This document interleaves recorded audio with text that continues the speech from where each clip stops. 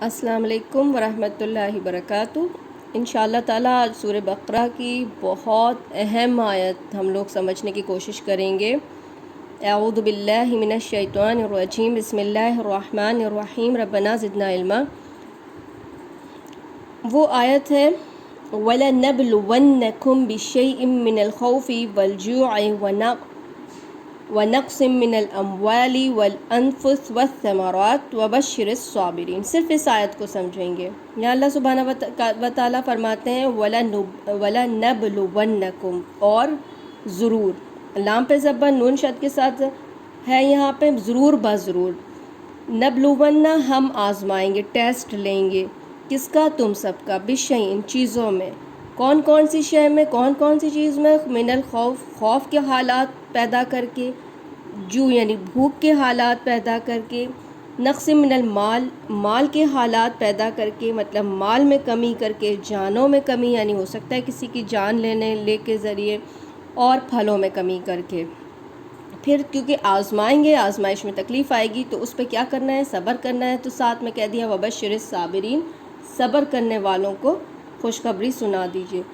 अब आप ये देखो कि मुसीबत हर उस चीज़ को कहते हैं जिससे इंसान को तकलीफ़ होती है।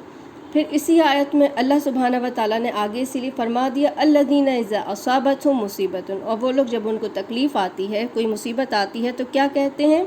क़ालू, वो सब कहते हैं इन्ना लिल्लाहि व इन्ना इलैहि राजिऊन। फिर अल्लाह ताला ने हमें सब्र करने का तरीक़ा भी बता दिया कि मुसीबत को आते ही मुँह से क्या निकालना है? इन्ना लिल्लाहि, बेशक हम अल्लाह ही के लिए हैं, व इन्ना इलैहि राजिऊन, और बेशक हमको उसी की तरफ रुजू करना है, लौट के जाना है। हमको सब्र का तरीक़ा भी बता दिया कि मुँह से कुछ उल्टे सीधे नहीं निकालना, बल्कि सुनते ही पढ़ के मीनिंग के साथ दिल से दुआ को पढ़ लेना है। उसी तरह से देखें कि हमारे पास हदीस भी है कि हज़रत अनस रदियल्लाहु अन्हु बयान फरमाते हैं कि रसूलुल्लाह सल्लल्लाहु अलैहि वसल्लम ने फरमाया सब्र सिर्फ वो है जो पहली चोट के वक्त हो, यानी जैसे ही तकलीफ़ पहुँचे फ़ौरन बंदा कुछ ना बोले मुँह से, क्योंकि वही ख़ास वक्त होता है सब्र का, बल्कि कहे इन्ना लिल्लाहि व इन्ना इलैहि राजिऊन। और सब्र के बारे में कुरान मजीद में पूरा 70 दफ़ा इसका सब्र का ज़िक्र आया है।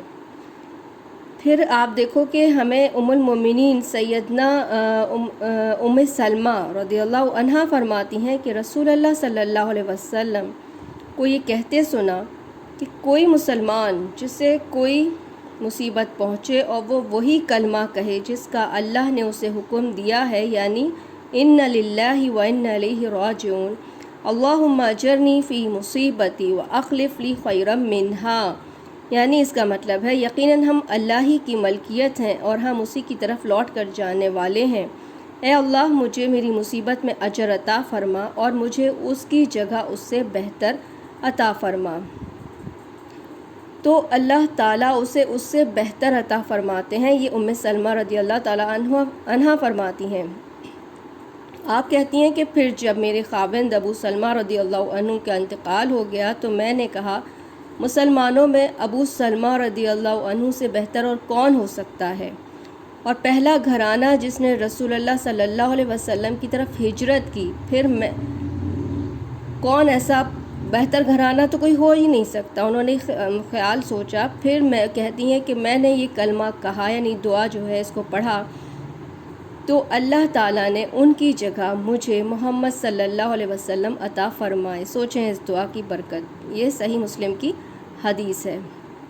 अब यहाँ रब्बुल आलमीन ने कहा कि हम ज़रूर तुम सबको आज़माएंगे। तो इमाम शाफ़ई फरमाते हैं कि अल्लाह ताला कैसे आज़माता है?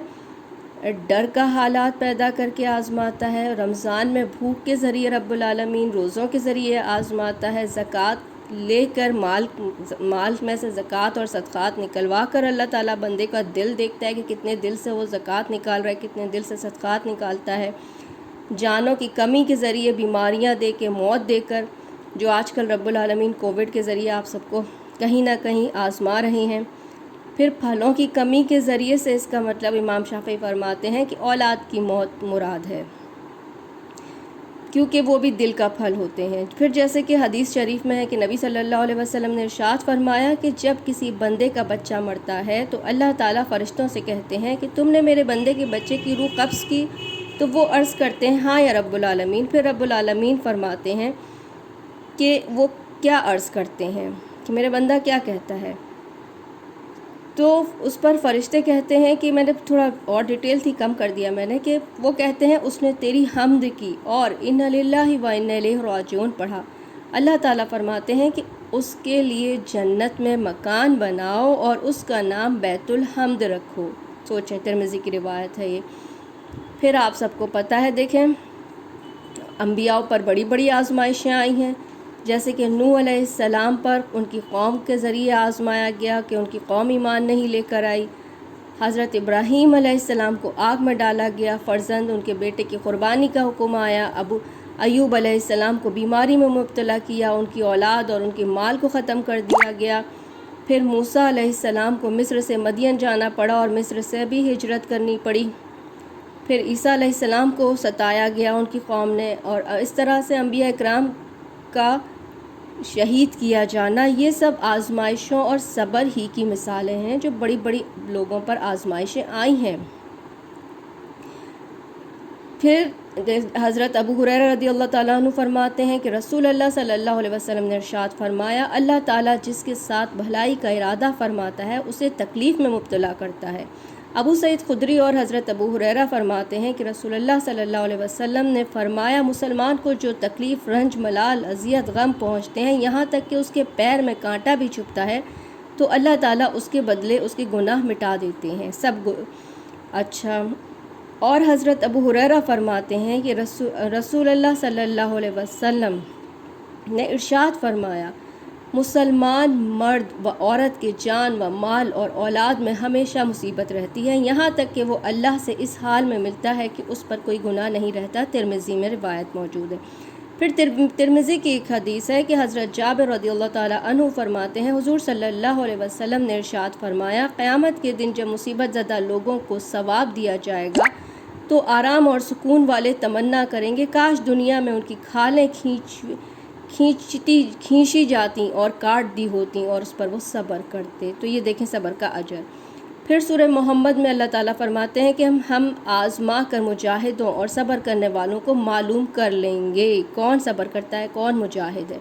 اسی طرح سورہ نحل میں رب العالمین فرماتے ہیں کہ تھوڑا سا خوف، کچھ بھوک، کچھ مال کی کمی، کچھ جانوں کی کمی، یعنی اپنے اور غیر عزیز و اقارب، دوست و احباب کی موت، کبھی پھلوں اور پیداوار کی نقصان سے اللہ تعالیٰ اپنے بندوں کو آزما لیتا ہے۔ صبر کرنے والوں کو نیک اجر اور اچھا بدلہ عنایت فرماتا ہے۔ یہ ساری چیزیں تھیں، اسی لیے رب العالمین کب آپ کو ہمیں آزمائے، ہمیں اس کا خیال رکھنا چاہیے۔